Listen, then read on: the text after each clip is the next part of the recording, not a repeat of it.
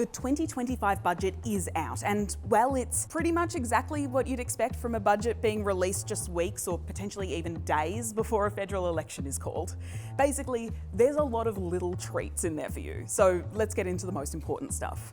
Now, the biggest surprise here is more tax cuts for all. Labor's already been tinkering with tax brackets a bit, meaning everyone will be paying a decent bit less this year.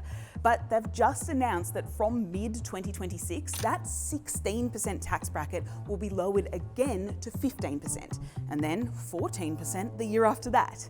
That means that everyone earning 45K or more will get to keep an extra $268 for the 26-27 financial year, and then an extra $536 every year after that, on top of the tax cuts we already knew about. As we all know, this election and this budget are focused on cost of living, but most of the measures in there have already been announced. For example, the government will extend its energy rebate to the end of the year, meaning you'll automatically get back $150 on your electricity bill. And the coalition has already promised to match that, by the way, so notionally we should get it no matter who's in power. Labor's also spending $7.9 billion to reduce the costs of going to the doctors, which they say will make 9 out of every 10 GP visits bulk billed by 2030, which once again, the opposition has promised to match cent for cent if elected. Speaking of healthcare, the government will also reduce the maximum price of medicines on the PBS from $31.60 per script to $25, which is great news for Vyvanse girlies like me. When it comes to housing, there's nothing earth-shattering in there, but the government is promising to expand who's eligible for their Help to Buy scheme. Oh, and remember how the government announced that they'd outlawed vapes, but then it's like still super easy to buy a vape?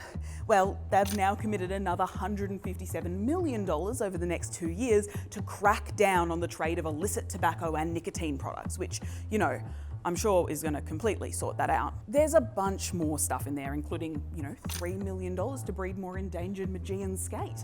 However, the bottom line is we're looking at a small deficit of $42.1 billion in the coming year, meaning that the government will spend $42.1 billion more than it takes in from taxes. This isn't a surprise. It's actually slightly less than was predicted in last year's budget, and they still reckon that the deficit will go down in years to come.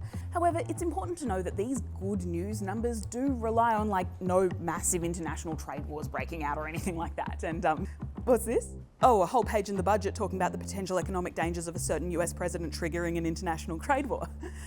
Okay. So really there are two main messages that the government is sending with this pre-election budget. One, obviously, please vote for Labor. And two, things are looking somewhat decent for Australia at the moment. Let's just hope Trump doesn't screw it up.